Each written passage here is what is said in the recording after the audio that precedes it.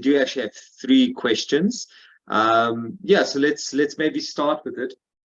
The first question is quite long. I'm going to paraphrase as much as possible. I'm not sure who actually asked it either.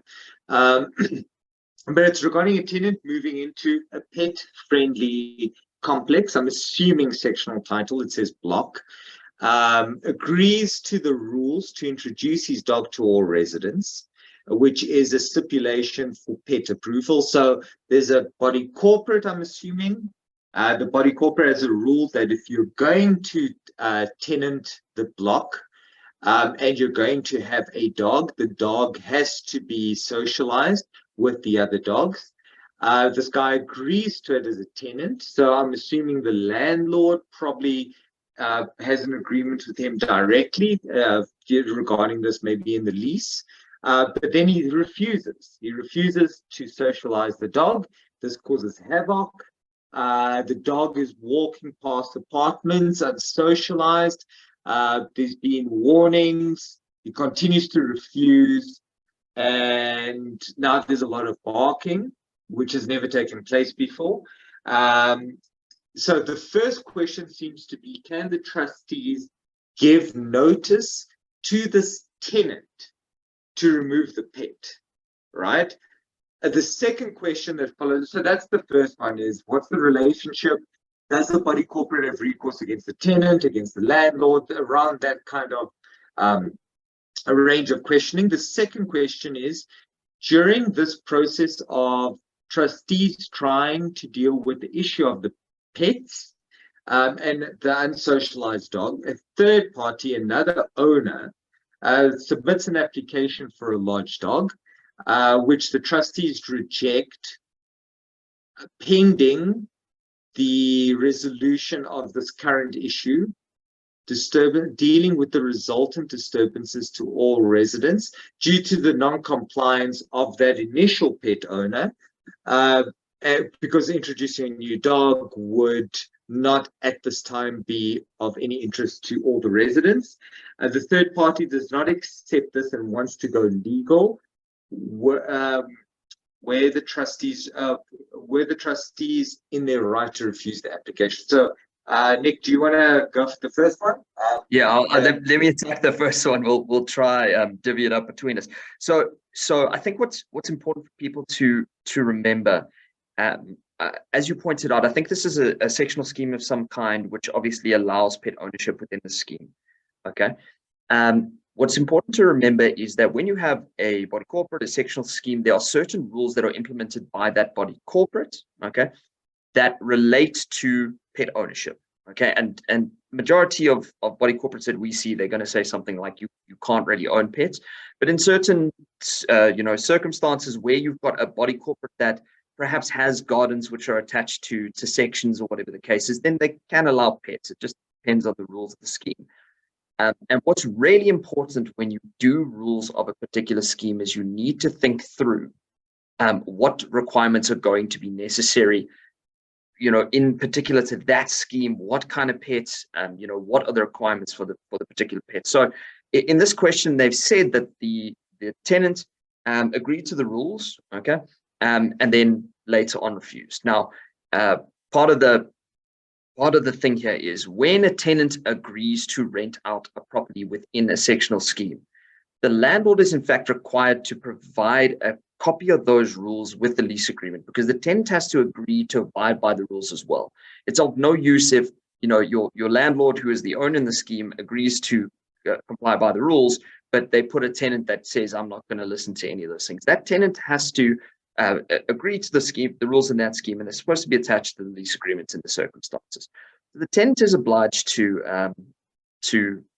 comply with the rules in the circumstances. And in this case, I'm assuming that the rules clearly stipulate that if you're going to bring a dog in, it needs to be approved by trustees, and the dog has to do certain things in the circumstances. Now, what makes this tricky in the circumstances is if this was, if this wasn't a tenant, the situation might be a bit simpler. But because there is a tenant, there are two relationships. There is obviously the body corporate, and they have a relationship with the owner of the section, okay, and then the owner of the section has another relationship with the tenant. Okay, there is no relationship between the body corporate itself and the tenant in the circumstances, which makes things a little bit trickier. Okay, because any recourse that the body corporate has is not against the tenant directly. It is, in fact, against the owner of the scheme as a result of a failure to follow the rules in the circumstances. But to this question, the question was, can the body corporate give notice to remove the pet? Okay, like now, as I've said, the body corporate, in essence, couldn't give notice to the tenant to remove the pet because the tenant is not the direct party that's in contract with the body corporate. And remember, when it comes to body corporates, the underlying relationship between the parties is a contractual one. It's simply a contract between a body's corporate and the owner in the particular scheme. But what can be given in the circumstances is a notice to the owner of the scheme. So depending on the wording of your rules, okay, it seems clear to me that that the rules have not been followed in the circumstances because this tenant failed to introduce their dog to the other dogs within the scheme. Okay, now your rules should have some stipulations about what if that occurs. Okay, now general rules will have penalty provisions. I imagine these rules will as well. So if you don't follow the body corporate rules, we can levy penalties against your statement of account, and they should be set out clearly to say what those penalties are going to be in the circumstances. You're welcome to, you know, if they're set out therein, you go ahead and you issue your penalties. What they could do, okay, but it's a little bit tricky.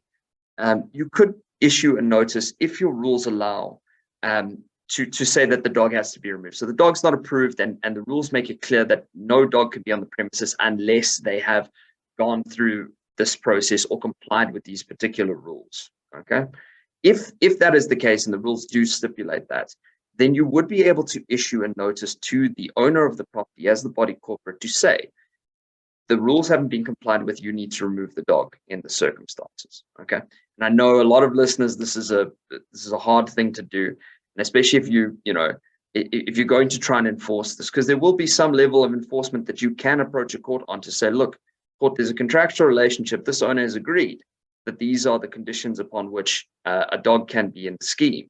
And if they haven't followed that, you basically approach the court and say, look, court, I want you to enforce the contractual agreement between the parties so that the dog is in fact removed. Okay, it's a very touchy situation, and I've had one or two circumstances where we have to do this for a client, and obviously it's a difficult circumstance. People take their pets very seriously, but ultimately there is a contractual relationship here which can be enforced by the body corporate if the rules haven't been followed. So can the body corporate give notice to remove the pet? Yes, in essence, as long as their scheme rules allow for it and the scheme rules haven't been followed in the circumstances, that notice could actually be given to the owner. All right, and then Bruno, I think I'll leave you then with the second question of the other owner who then brought in a dog, and it seems just didn't accept the fact that their application was rejected.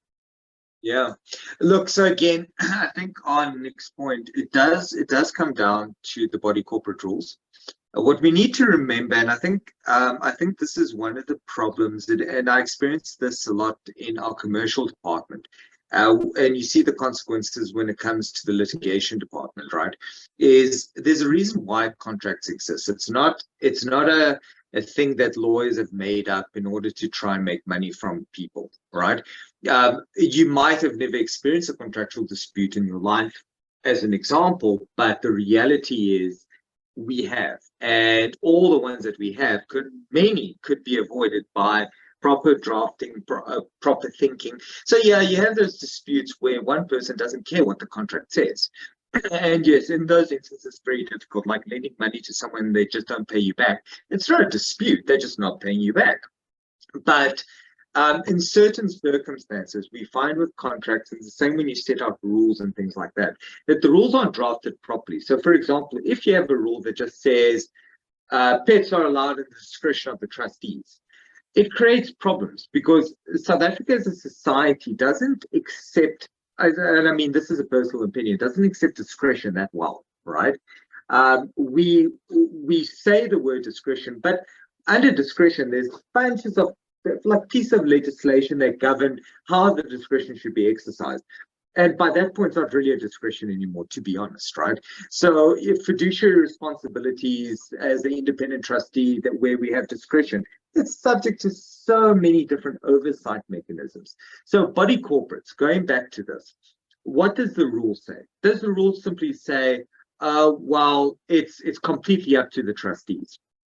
If it does, immediately this owner is now going to be on the back foot, because basically the body corporate rules are broad enough to give the trustees whatever entitlement they want, right?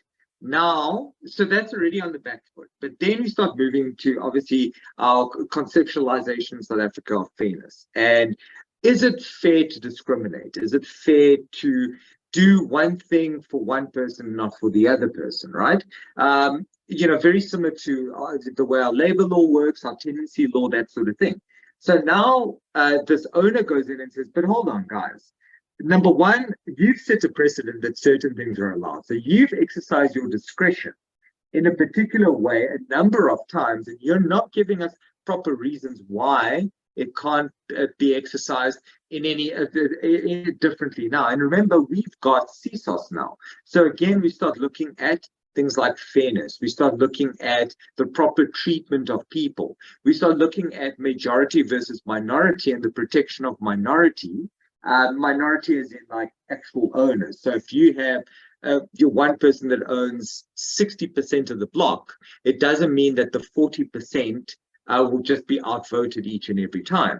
So because of this, to answer the question is virtually impossible, because we'd have to look at the rules, we'd have to look at the justification. So recently there's been a case law that actually came out regarding the Airbnbs in certain sectional schemes and whether that's permissible or not. And the argument was all over the place. You had different opinions where some people were going, well, they can't just change the rules and now I'm not allowed to have an Airbnb. I bought it for an Airbnb. How dare they? And we even went so far as to say, well, there's a valid argument to say that unless they actually give a good reason, that shouldn't be allowed. And I actually stick by that argument. But in this court case, it was the other side of it where they said, well, you know what, people want to live in an estate that functions in a certain way. Short-term letting creates a different functioning of the estate. So if that's what people bought into, that's what they bought into, people can't come now and fight it. And the court upheld that. Whether it's going to be appealed or not, different story. So going back to the dog question, do the trustees have proper reasoning for making the decision that they have? Maybe they do, depending on the wording, depending on the level of discretion that's been given to them, depending on setting the precedent and the logic behind their decision making. Maybe they do, maybe they don't. I'd go on a whim and say, introducing a new dog, but let's say there's 100 dogs, it's one unsocialized dog, and now they're refusing one person their dog because of that other one, but there's still another 99 barking. I don't know whether one extra dog is going to make all that big a difference. I'd probably go so far as to say they should have probably made this known beforehand to say, sorry, we're stopping until this guy sorts himself out. But then again, there is no right or wrong answer. Does the third party, if the third party wants to go legal, I would suggest trying to approach CSOS and seeing what happens. But yeah, I would probably say this is like a 50-50. It could really go either way. Yeah, I agree. It really does depend on the facts in the circumstances and how their reasoning came through. Yeah. The reality is the owner would be on the back foot if the discretion sits with the trustee. So he just needs to realize in law we speak about onus. So I normally look at it as the person that needs to make that first step. And in this case, if the discretion sits with the trustees, the owner is going to need to be the one that goes in saying, but you're being unfair, as opposed to the other way around. So that's the only real answer I can give in these circumstances. Yeah,